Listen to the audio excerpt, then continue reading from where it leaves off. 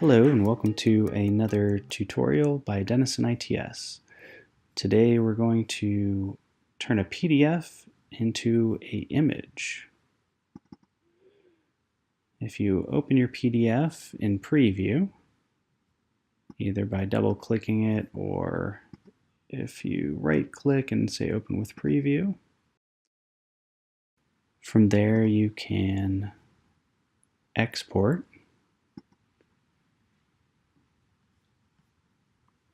and select either JPEG or PNG and save.